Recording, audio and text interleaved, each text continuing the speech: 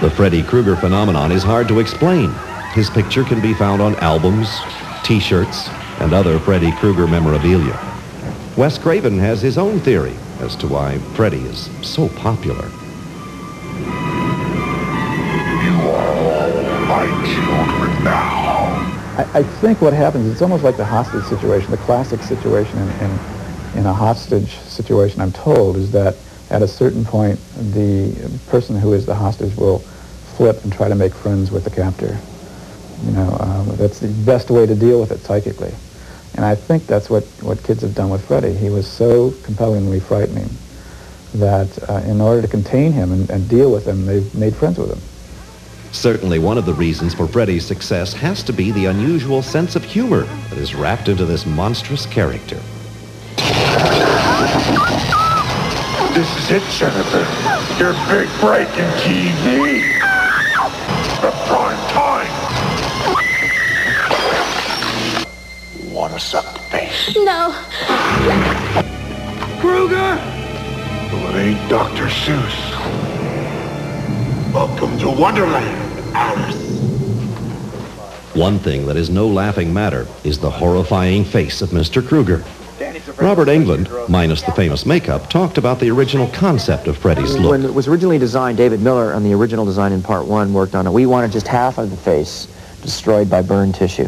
And then the powers to be at New Line and Wes Craven, they felt that it should be the whole face. But we wanted a melted look, and we wanted a bit of evocation of a witch. And there's an old 40s paperback book, The Shadow, Who Knows What Evil Lurks in the Heart of Men. And we based some of it on that look a little bit.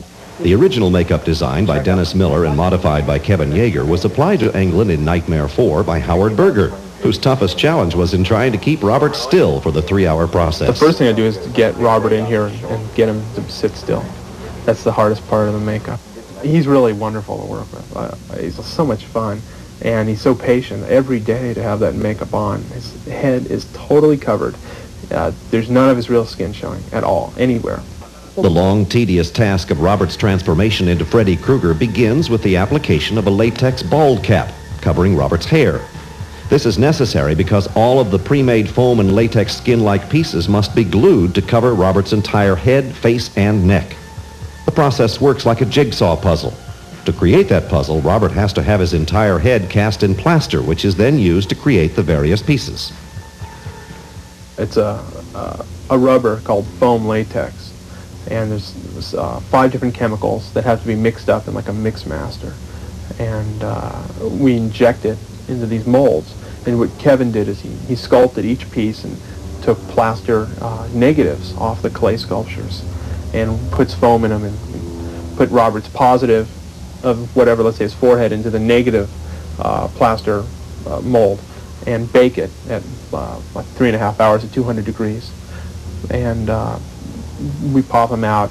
They're all the pieces are pre-painted, which means they're painted back at the studio, and I bring them to set every day.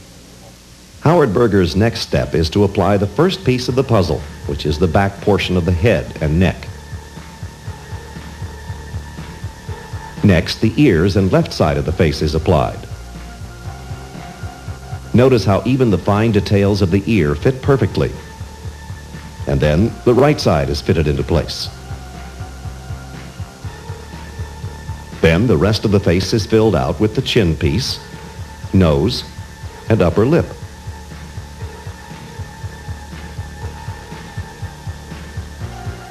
And the final piece, the forehead.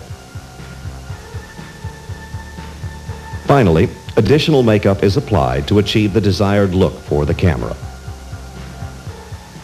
By Friday, I've been in the makeup. If I've been in the makeup 12 hours a day to 15 hours a day for 4 days, with only a night's sleep in between, I'm raw. So I'm really raw, and I start to break out the corner of my eyes where it glues into the corner of my eyes. I can barely touch there. If I just touch with the warmth of my finger now, it stings.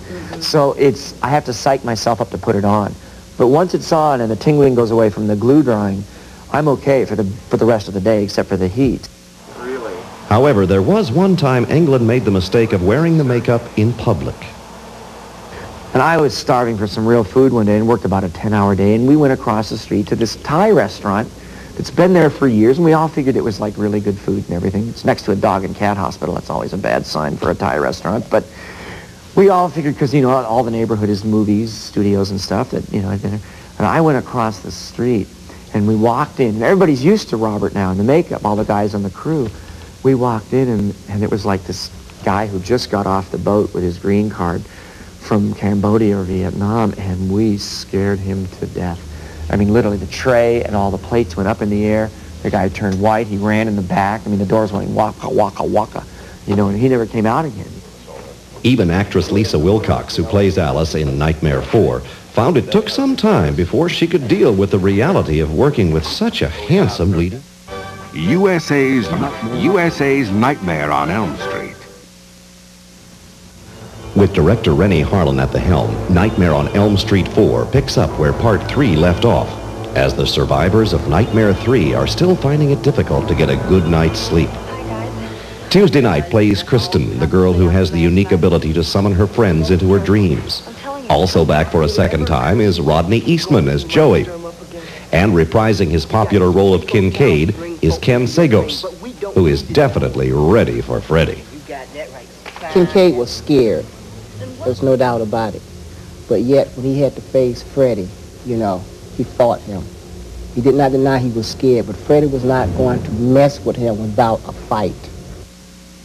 Our cameras went behind the scenes to capture Kristen's dream as Joey and Kincaid attempt to convince her that Freddy is dead and can't harm her. But we know differently, because when this pipe is opened, Kincaid's dog, who also was pulled into the dream, is not quite the friendly canine they remember. To accomplish this tricky scene, the specially trained dog named Jake is first filmed jumping from the pipe and into its trainer's arms. Then, because the script calls for the dog to attack Kristen, a dummy made to look like Kristen is brought in. And with a little coaxing, the hope is to get Jake to jump from the pipe and bite the dummy's arm. As you can see, Jake is one actor that really sinks his teeth into his work.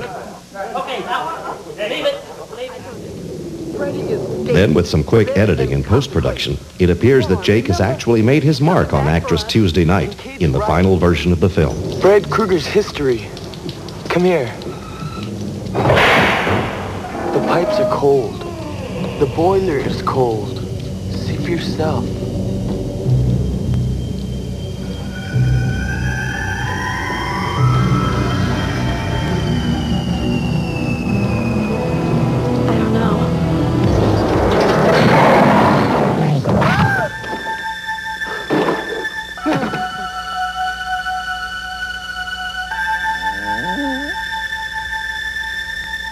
While Kristen suffers a nasty dog bite, the fate for Kincaid proves to be a lot worse when he finds himself in the middle of a junkyard.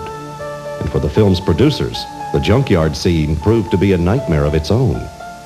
The junkyard was logistically a nightmare.